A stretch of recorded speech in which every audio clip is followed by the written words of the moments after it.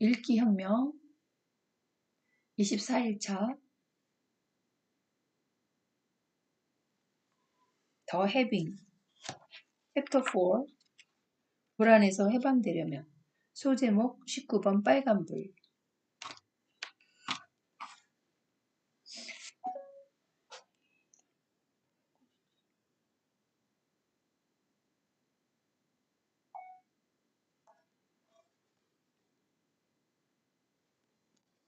도시에는 어둠이 깔리고 있었다. 나는 호텔로 가던 발길을 돌려 세느 강변을 걷기 시작했다. 별처럼 반짝이는 에펠탑을 등지고 유람선이 불빛을 밝히며 지나갔다. 벤치에 앉아 사랑을 속삭이는 연인들과 한가롭게 강변을 산책하는 중년 부부들도 눈에 띄었다. 파리의 밤 풍경을 만끽하며 나도 천천히 걷고 있었다. 이 순간을 사는 것이 모든 것을 바꾼다. 해빙을 하면서 새롭게 배우게 된 교훈이었다. 이 순간을 사는 것이 모든 것을 바꾼다.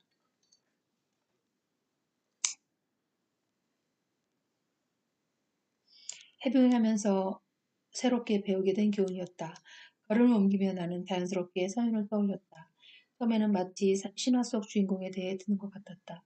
7살에 행운을 가져다 줄 운명임을 할머니로부터 알게 된 뒤 10대 시절 고전을 마스터하고 20대에는 부자들이 추종하는 선지자가 되다니 마치 소설 속에 나올 법한 이야기 아닌가. 게다가 실제로 만나본 그녀는 마치 다른 세상에서 온 듯 신비롭고 매혹적인 여성이었다. 그래서 선뜻 다가서기가 더 어렵게 느껴졌다. 하지만 그것이 오해라는 것을 깨닫는 데는 그리 오랜 시간이 걸리지 않았다. 가까이에서 본 서유는 그 누구보다도 마음이 따뜻하고 배려심이 깊은 사람이었다. 내 사소한 감정까지도 세심하게 살펴주었고 평범한 나를 세상에서 가장 귀하게 대해주었다. 만나면 만날수록 깊은 감동을 전하는 사람이었다. 기자 생활을 하며 많은 이들을 만나보았지만 이렇게 상대를 존중하고 배려하는 인품을 접한 건 처음이었다. 가끔 그녀의 개인적인 면이 궁금하기도 했다. 세상 모든 것을 통째라는 삶이 혹여 외롭지는 않은지, 결혼을 할 생각은 없는지, 보통의 사람처럼 갖고 있는 취미가 있는지, 나중에 더 가까워지게 되면 묻고 싶은 질문들이었다. 그때 핸드폰 진동이 울렸다. 평소 즐겨 찾는 쇼핑몰에서 세일을 알리는 메일이 온 것이다. 퍼뜩 아이디어 하나가 떠올랐다. 조금 전에 배운 해변 신호등을 써봐야겠다. 나는 빠른 걸음으로 호텔에 돌아온 뒤 얼른 컴퓨터 앞에 앉았다. 사이트에 들어가 평소에 마음에 두었던 옷들이 할인된 가격에 팔리고 있었다. 우와, 70%, 아니 80% 세일을 하네. 한 벌을 살 돈으로 너댓 벌을 살 수 있는 거잖아. 저절로 콧노래가 나왔다. 아이보리색 실크 블라우스 40달러. 이건 출근할 때 블랙 스커트랑 같이 입어야지. 회색 면 원피스 60달러. 아이와 놀이공원 가는 날에 입기 딱이지. 퇴근 후에는 이 30달러짜리 파자마를 입고 편안하게 쉬어야겠다. 이제 해변 신호등을 사용해 볼 차례였다. 오른손 집게손과 중지를 얼굴 앞으로 들다 가슴 깊은 곳에서 희열이 느껴졌다. 그 손가락을 타고 온몸에 엔도르핀이 도는 듯했다. 분명한 초록불이었다. 나는 만족감을 느끼며 결제 버튼을 눌렀다. 그렇게 쇼핑을 하려던 찰나였다. 갑자기 누가 내 뒷덜미를 잡는 듯한 느낌이 들었다. 잠깐, 이왕 쇼핑하는 김에 내년에 입을 옷도 좀 쟁여놓을까? 다시 사이트에 들어가 보니 철진한 겨울 옷들도 세일을 하고 있었다. 눈에 띄게 마음에 드는 것은 없었으나 시간을 끌며 물건을 살펴보았다. 그래도 이렇게 세일하기 쉽지 않으니까. 이 빨간 스웨터는 너무 눈에 띄려나? 그래도 싸니까 일단 쟁이고 보이자. 이 화이트 셔츠는 비슷한 게 하나 있긴 한데 그래도 일단 사놓을까? 세 벌 사도 한 벌 값이잖아. 클릭, 클릭, 클릭. 옷을 마구잡이로 장바구니에 담고 나서 시계를 보자 세일 종료 시간이 다가오고 있었다. 에라 모르겠다. 이런 기회가 흔치 않으니까 그냥 사버리죠 뭐. 시간이 좁게 얼떨결에 결제 버튼을 누르고 말았다. 그런데 기분이 좀 이상했다. 바늘로 콕콕 쑤시듯 마음이 불편했던 것이다. 목과 어깨가 뻣뻣해지면서 불쾌한 긴장감도 느껴졌다. 혹시나 하는 마음으로 해빙 신호등을 사용해보고 나는 큰 소리로 외쳤다. 빨간불이다. 다시 주문 목록을 열어보았다. 두 번의 주문을 비교해보자 차이점이 분명했다. 처음에 고른 아이보리 블라우스, 회색 원피스, 그리고 파자마는 명백한 초록불이었다. 볼수록 편안하고 만족스러웠다. 하지만 빨간 스웨터와 화이트 셔츠는 그 반대였다. 사진을 보는 순간 멀미가 나는 것처럼 속이 울렁거렸다. 내 감정을 확인하자 더 이상 망설일 필요가 없었다. 서둘러 두 번째로 샀던 물건들을 취소했다. 취소 버튼을 누른과 동시에 어깨를 누르던 압박감이 사라지는 것 같았다. 동시에 잔잔한 호수 위에 누워있는 것처럼 몸과 마음이 평온해졌다. 바로 해빙의 느낌이었다. 다음날 아침 창문 밖에서 쏟아지는 파리의 태양볕을 즐기며 커피와 크루아상으로 아침 식사를 했다. 빵을 베어 물자 크루아상이 입속에서 바삭 부서졌다. 깊고 고소한 버터의 풍미가 입안 전체로 퍼져나갔다. 나는 기분 좋게 식사를 마친 뒤 가벼운 발걸음으로 호텔을 나섰다.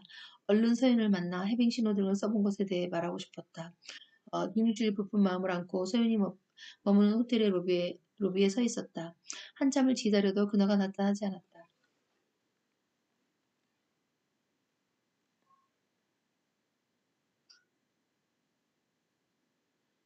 프런트에서 방으로 전화를 해보았으나 별소리만 울릴 뿐 아무 응답이 없었다. 조금 이상했다. 말없이 약속을 어길 사람이 아닌데. 순간 불안한 예감이 머리를 스쳐갔다. 나는 호텔 직원에게 상황을 설명하고 그와 함께 그녀가 머무는 방으로 올라갔다. 직원이 문을 두드렸으나 방 안은 조용하기만 했다. 알 수 없는 불안감에 가슴이 엉망이 치기 시작했다. 어딘가에 전화를 걸어본 뒤 직원은 주머니에서 열쇠를 꺼내 곧장 문을 열었다. 서둘러 방 안으로 뛰어들어갔을 때 누군가 쓰러져 있는 모습이 보였다. 가느다란 팔과 다리, 얼굴과 목을 감싸고 있는 흑갈색 머리카락, 바로 서연이었다. 소제목 20, 진정한 편안함. 정신없이 이름을 부르며 서연이 어깨를 흔들었다. 할 수 있는 게 있다면 뭐든 하고 싶은 심정이었다. 어제까지 함께 대화를 나눠놓고 이렇게 컨디션이 악화된 걸 눈치채지 못하다니. 하지만 나 자신을 탓할 수밖에 없었다. 내 목소리에 울음이 섞이기 시작할 무렵 서윤이 천천히 눈을 떴다. 괜찮으세요? 제가 누군지 알아보시겠어요? 그녀가 보일 듯 말 듯 고개를 끄덕였다. 구급차가 하냐는 직원의 물음에 서윤은 고개를 저었다. 그리고 들릴 듯 말 듯 작은 목소리로 말했다. 물 좀 주세요. 내가 다급하게 가져온 물을 한 모금 마신 뒤 서윤은 힘겹게 몸을 일으키며 침대에 누웠다. 당장이라도 부서질 듯한 조마조마한 모습이었다. 어쩌면 좋지. 당장 병원에 가야 하는 게 아닐까? 안절부절 못하고 있는 나를 향해 서연은 옅은 미소를 보이며 이렇게 말했다. 괜찮아요. 나를 안심시키기 위해 억지로 기운을 끌어모으는 듯했다.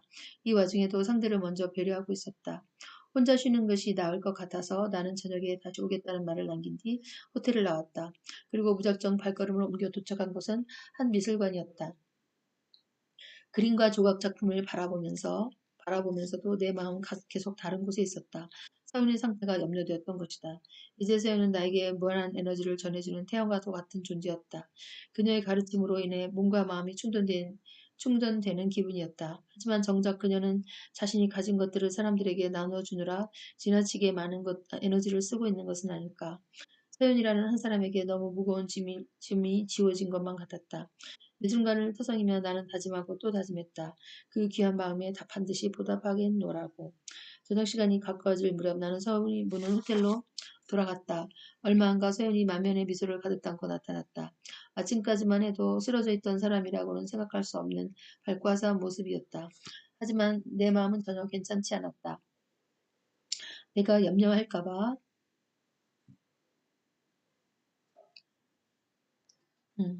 내가 염려할까봐 너무 무리하는 건 아닌지 걱정이 앞섰던 것이다. 조심스럽게 그녀의 뜻을 물어보았다. 조금 더 쉬셔야 하지 않을까요? 저는 그냥 한국으로 돌아가도 돼요. 서윤이 다정하게 대답했다. 저는 이렇게 주변 사람들을 걱정시킬 때 가장 마음이 아파요. 이대로 홍 기자님을 보낸다면 제 자신을 책망하느라 더 힘들 거예요. 내가 상상할 수 없는 강인한 정신력이 그녀를 지탱하고 있는 것처럼 보였다. 그 뜻을 존중하는 것이 그녀를 위한 길 같았다. 우리는 해빙에 대한 대화를 계속 이어가기로 했다. 메뉴를 보고 음식을 주문한 뒤 나는 전날 해빙 신호등을 활용한 것에 대해 털어놓았다. 두 번째 주문 다음에 찜찜한 기분이 들었어요. 그래서 바로 주문을 취소했지요. 그것이 빨간불이었을까요? 홍 기자님의 뛰어난 점이 그거예요. 제가 말씀드린 것을 잘 이해하고 바로 실행에 옮기는 것이요. 네, 잘하셨어요. 그건 빨간불이 맞죠. 스스로가 답을 알고 있었던 거죠. 편안하고 따뜻한 미소가 마치 나를 격려하는 듯했다. 해빙의 핵심은 편안함이에요. 진정한 편안함이란 내 영혼이 원하는 것과 행동이 일치될 때 느껴지는 감정이거든요. 흘러가는 물 위에 떠 있으면서 자연스럽게 몸을 맡기는 느낌이죠. 이 감정이 우리를 부자로 이끌어주는 신호예요. 그녀의 한마디 한마디를 새기며 나는 천천히 고개를 끄덕였다. 잔잔한 물 위를 떠가는 느낌. 그것이 편안함이었다. 문득 생각난 듯 서윤이 나에게 물었다. 홍 기자님, 지갑에 지폐가 있으면 한번 꺼내보시겠어요? 20유로 몇 장을 꺼내들자 그녀의 질문이 이어졌다. 이 돈에 대해 불편하다고 느끼세요? 아니요, 평소에 그 정도는 가지고 다니는걸요. 한 발 더 나아간 답을 끌어내려는 듯 서연이 따뜻한 미소를 지으며 나를 기다려 주었다. 그 표정 덕분인지 조금 더 생각을 확장시켜 보았다. 다시 말해볼게요. 그 돈이 불편하지 않아요. 그저 편안하게만 느껴지는걸요. 아마 있음이 느껴져서 그런가 봐요. 잘 알겠다는 듯 고개를 끄덕인 뒤 서연은 테이블 위에 놓인 투명한 물잔을 들었다. 물이 3분의 1쯤 타 있는 모양의 잔이었다. 그녀가 컵을 좌우로 흔들더니 움직임을 멈추고 내 눈을 응시하며 질문을 던졌다. 이 컵이 우리에게 있는 부의 그릇, 물의 돈이라고 생각해보죠. 어, 물은 돈이라고 생각해보죠. 이 컵이 마구 흔들리면 어떻게 될까요? 물이 흘러서 밖으로 나오겠지요. 마음의 그릇도 마찬가지예요. 물컵이 갈팡질팡 흔들리는데 제 물이 온전히 담겨 있을 리 없죠. 마음이 편안할 때 그 안에 물도 차분하게 머무르는 법이에요. 제가 만난 수많은 부자들은 대부분의 돈에 대해 편안한 마음가짐을 유지하고 있었어요. 부자여서 마음이 편안한 것이 아니라 돈에 대해 가지고 있는 편안한 마음이 그들을 부자로 이끌었죠.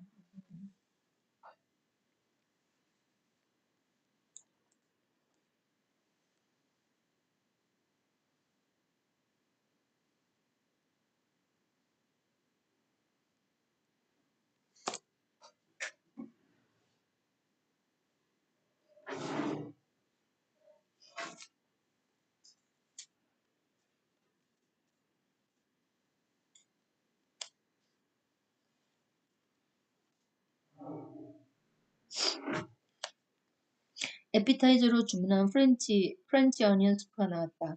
부드러운 치즈를 숟가락으로 섞으면서 서연의 설명을 음미해 보았다. 문득 프랑스로 오는 비행기에서 읽었던 내용이 떠올랐다. 알리바마 마윈의 회장에 관한 일화였다. 그러고 보니 마인도 기분이 안 좋다고 말하는 법이 없다고 해요. 마음이 편안하지 않다 한다네요. 혹시 마인도 돈에 대해 편안하게 느끼고 있었던 걸까요? 네, 내 질문에 서연의 얼굴이 환하게 밝아졌다. 좋은 사례를 말씀하셨어요. 저는 마인이 이미 해빙을 해왔다고 확신해요. 마음이 편안하지 않다는 말을 뒤집으면 마음이 편하다 뜻이거든요. 마음이 편안하지 않다, 마음이 편하다. 그 말은 편안함이 기본 상태란 말이죠. 그것이 해빙의 핵심이에요. 그녀가 자상하게 설명을 이어갔다. 저는 마인처럼 남들처럼 기분 나쁘다, 짜증난다 라고 말하는 대신 편안하지 않다라고 한 것에 주목해요. 편안함을 자신에게 각인시키고 있는 것이죠. 편안함이 돈을 끌어당기는 자석이라는 것을 진짜 부자의 비밀이 해빙이라는 것을 잘 알고 있었다는 이야기예요. 설명 가운데 고개를 갸우뚱하게 만드는 말이 있었다. 편안함을 각인한다는 것, 편안함을 각인한다는 것, 그것은 무슨 뜻일까요? 네, 마음이 편안하지 않다는 말은 결국 편안한 상태로 돌아가겠다는 의지의 표현이에요. 우리의 뇌는 부정문을 인식하지 못하거든요. 해당 단어에서 떠오르는 이미지만 입력하죠. 해당 단어에서 떠오르는 이미지만 입력. 예컨대 편안하지 않다라고 생각하면 뇌는 편안만 입력하고 반대로 짜증이 난다고 생각하면 짜증만 각인시키는 식이죠. 이렇게 볼 때 마음이 편안하지 않다는 말은 결국 편안한 상태가 본인에게 가장 보편적이고 기본적인 마음가짐이라는 뜻이에요. 구루즈 코트, 해빙의 핵심은 편안함이죠. 진정한 편안함이란 내 영혼이 원하는 것과 행동이 일치될 때 느껴지는 감정이에요.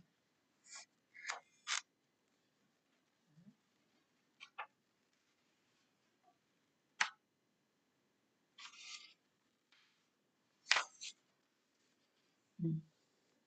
흘러가는 물 위에 떠 있으면 자연스럽게 몸을 맡기는 느낌이죠. 이 감정이 바로 우리를 부자로 이끌어주는 신호예요. 흘러가는 물 위에 떠 있으면서 자연스럽게 몸을 맡기는 느낌. 물컵이 갈팡질팡 흔들리는데 재물이 온전히 담겨 있을 리 없죠. 마음이 편안할 때 그 안에 물도 차분하게 머무르는 법이에요.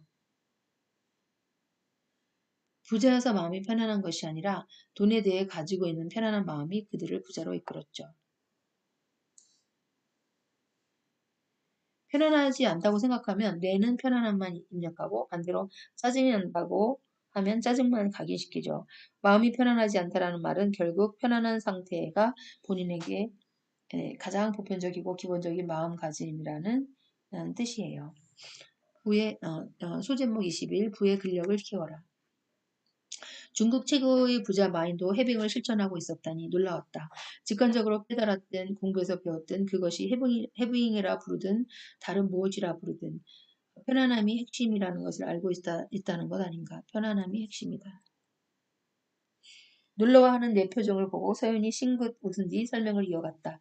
제가 수만 명의 진짜 부자들을 분석한 결과 그들은 자신에게 필요한 단어를 어, 스스로의 무의식 속에 프로그래밍해요.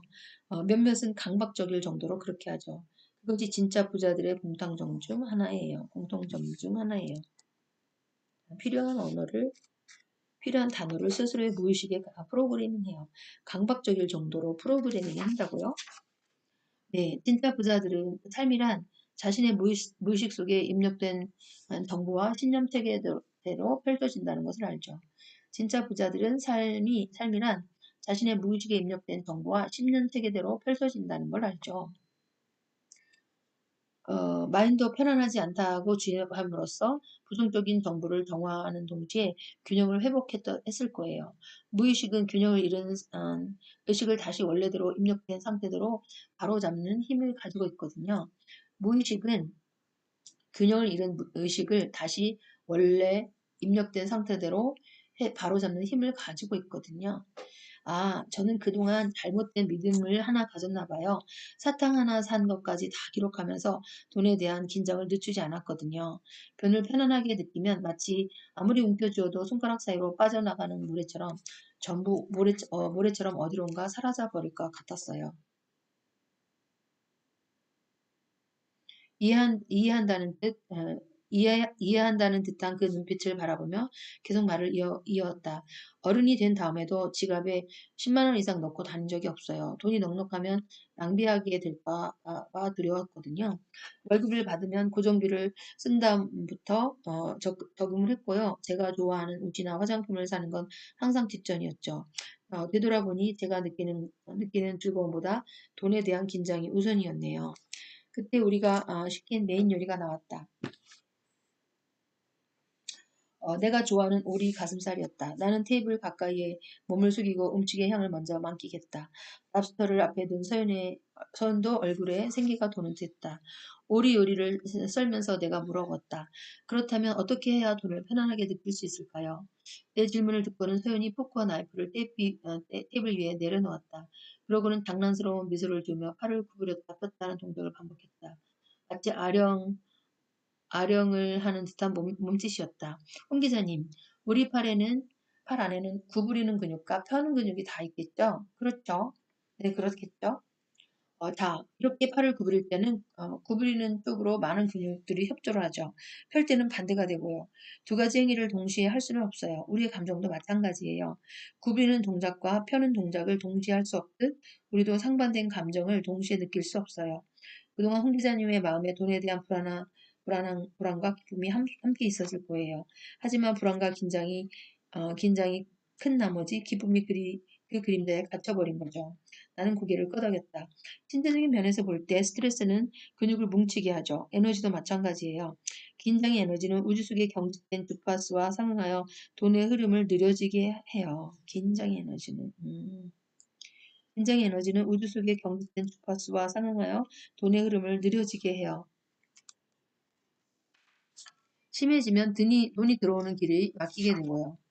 쉽게 이해가 갔다. 스트레스를 받으면 목이 뻐근해지고 어깨가 뭉치곤 했다. 순환이 안 돼서인지 두통이 오기도 했다. 그렇다면 지금까지 돈이 오는 길을 막은 것도 내가 느낀 긴장의 에너지일까? 반면 돈을 편안하고 기분 좋게 느끼면 홍 기자님과 우주가 편안한 주파수로 연결돼요.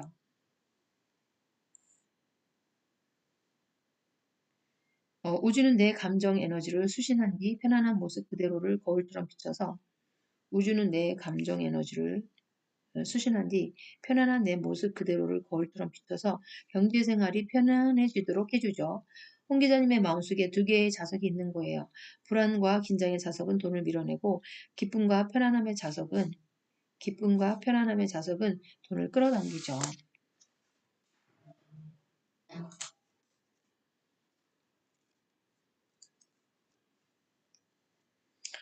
그럼 마음을 편안하게 만드는 방법이 있을까요? 서윤이 한쪽 눈을 찡긋하며 대답했다. 이미 답을 알고 계시잖아요. 해빙이요? 네, 맞아요, 홍 기자님. 웨이트 트레이닝을 해보셨어요? 네, 최근에 운동을 다시 해보려고 마음먹었죠. 근력을 키우고 싶어서요. 매일 아침 일어날 때마다 나는 늘 새롭게 결심하곤 했다. 열심히 운동해서 다이어트에 성공하겠다고, 탄탄한 근육을 가진 건강한 여성이 되겠다고. 물론 선천성 의지박약인 내가 그걸 제대로 실행할 리 없었다. 솔직히 그 과정이 귀찮았다. 헬스클럽에 가서 옷을 갈아입고 러닝머신 위를 달리고 몇 개의 근력 운동기구를 번갈아 하다 샤워까지 하려면 할 일이 너무 많았다. 하지만 지금 서윤이 알려주는 부의 근력을 키우는 헤빙은 그런 번거로운 과정이 필요하지 않았다. 돈을 쓰는 그 순간 내가 건강한 소비를 할 수 있는 돈이 있음에 감사하고 그 기쁨을 만끽하면 된다니 얼마나 쉽고 간편한가.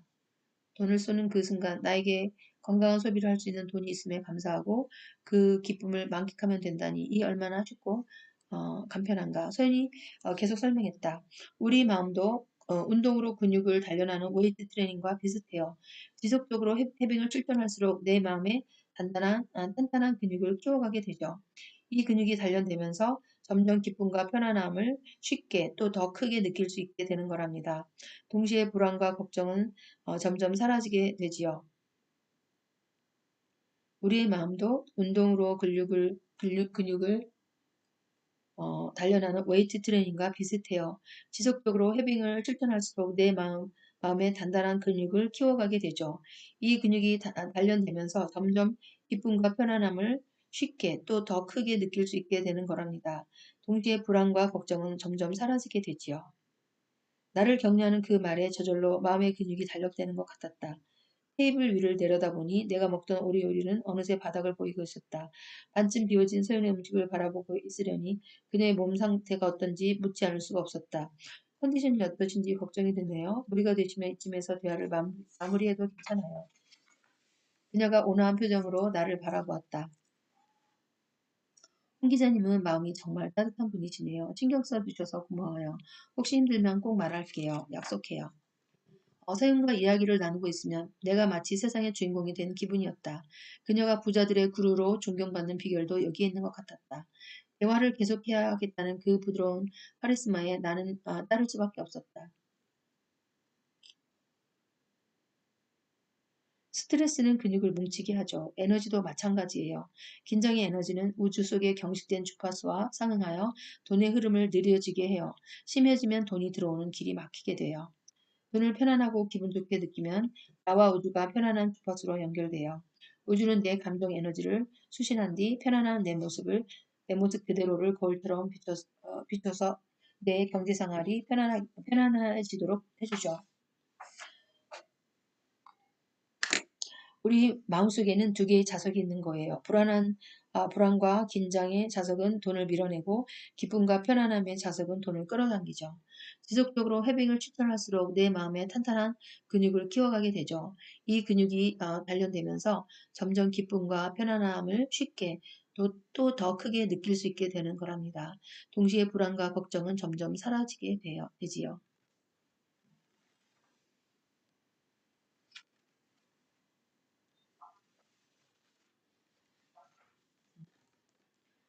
헤빙 책 195쪽까지 읽었습니다.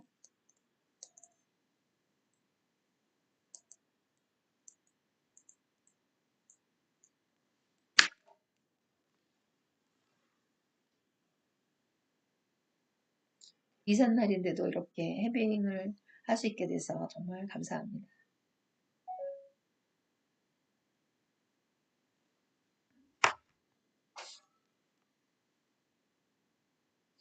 안녕하세요.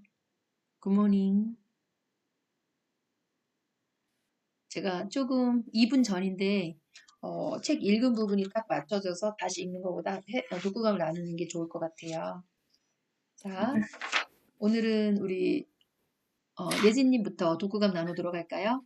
오늘 해빙이 아니라 일경명 5일 차네요. 25일 차. 어, 네. 우리 5월 1일 날 시작했죠? 네, 우리 예진님이 시작하겠습니다. 여기서 페니가, 오늘 읽은 책이 이거 앞에 제목 잠깐 보여줄까요? 저는 해빙 계속해서 읽었고요.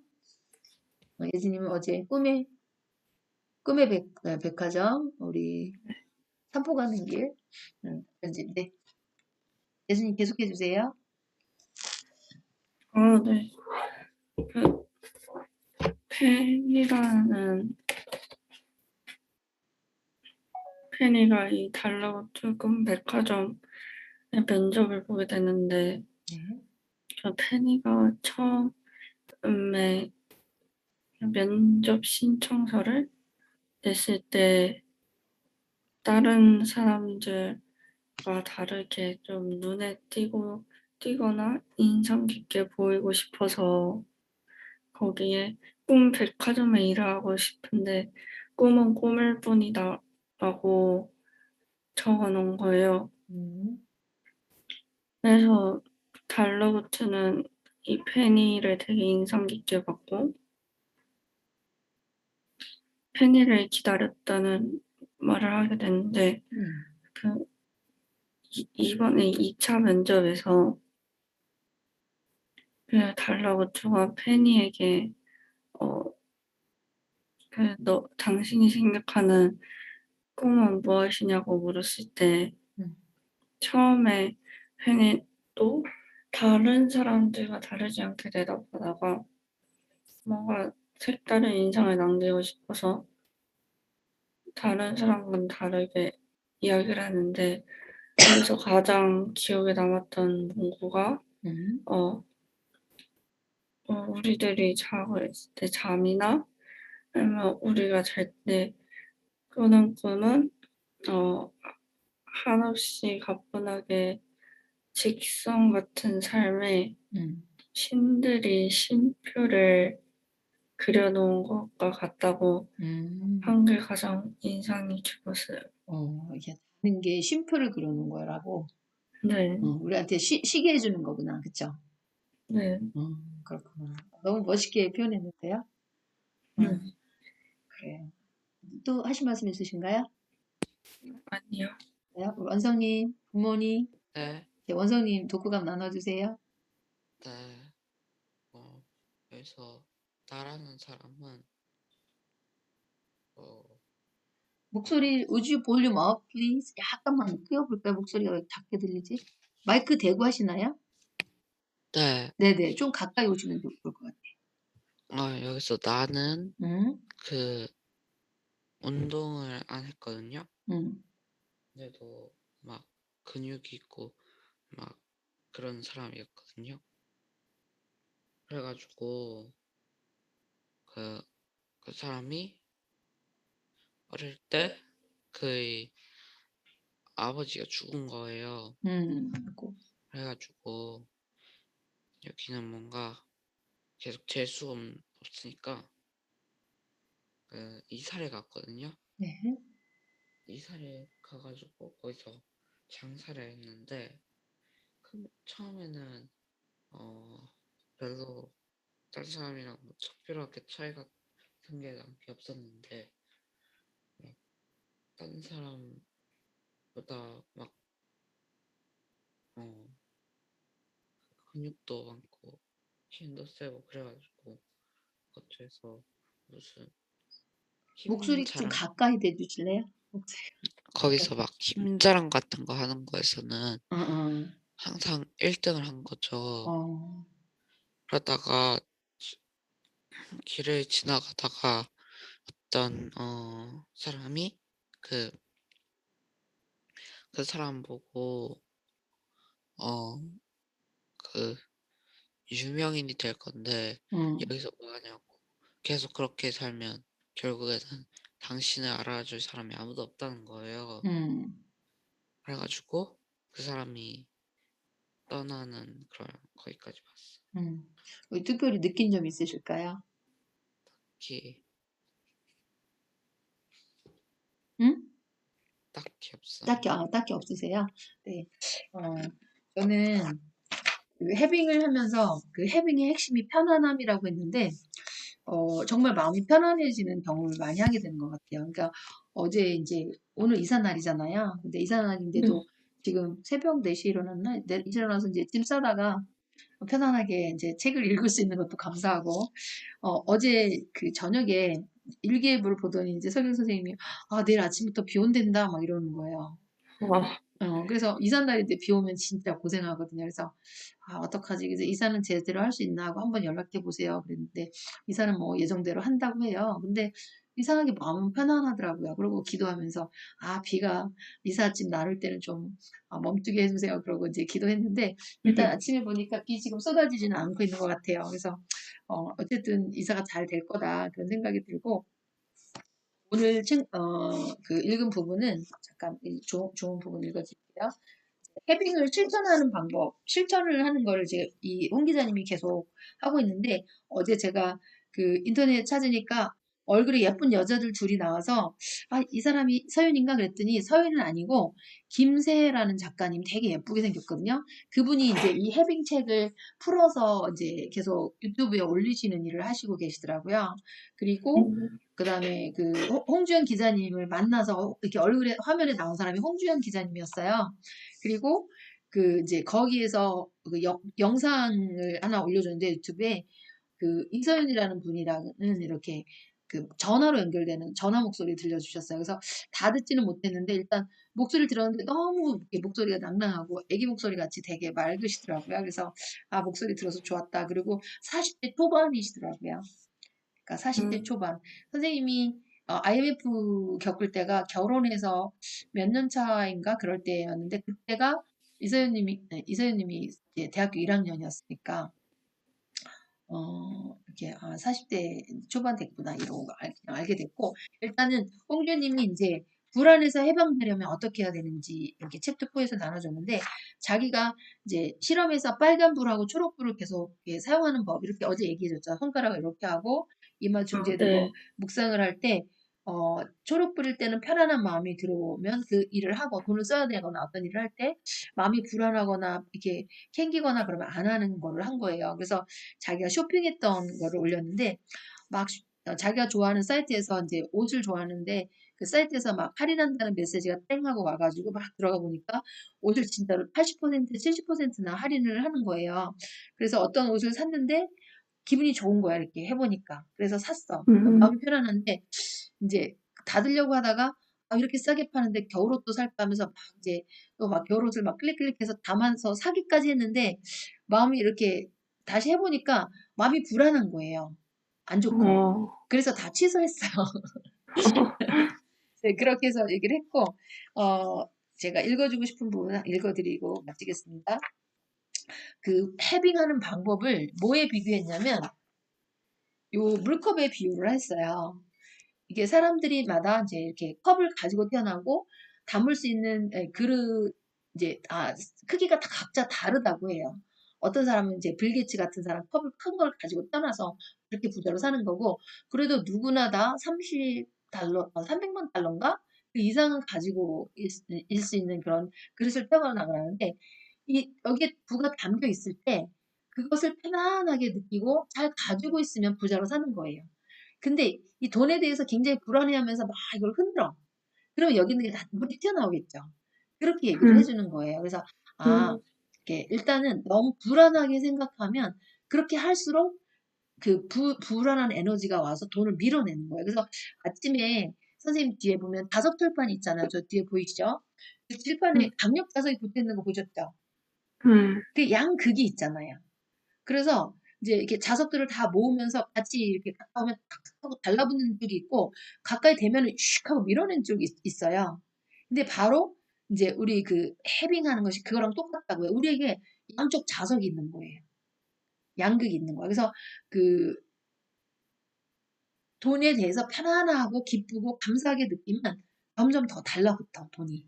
그걸 끌어다니는 거예요. 그런데 불안하게 느끼고 막 그러면 밀어내는 거예요. 그래서 자석을 정리하다 보니까 더 이해가 잘 되더라고요. 그래서 현재 이제 내게 주신 그런 상황과 그거에 대해서 자꾸 이게 감사하게 느끼면 느낄수록 자석이 달라붙는구나 이렇게 한 번 더 느끼게 됐고 이제 그 부에 대해서도 근력을 키워야 되는데 운동을 우리가 많이 하면 이렇게 근육이 탄탄해지면서 힘이 생기잖아요. 근데 헤빙도 해보면 해볼수록 근력 키우는 것처럼 똑같이 이렇게 힘이 더 점점 더 생긴다는 말씀을 하셨어요. 그래서 오늘 이사날인데 기분이 너무 좋아요.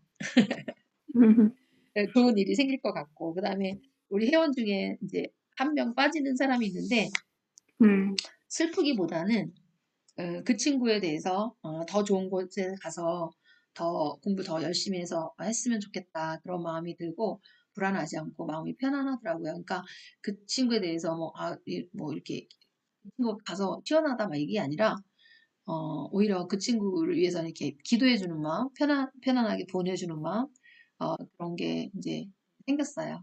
자, 오늘 여기까지 나누겠습니다. 자, 39분인데, 여러분은 계속 독서하셔도 되고요.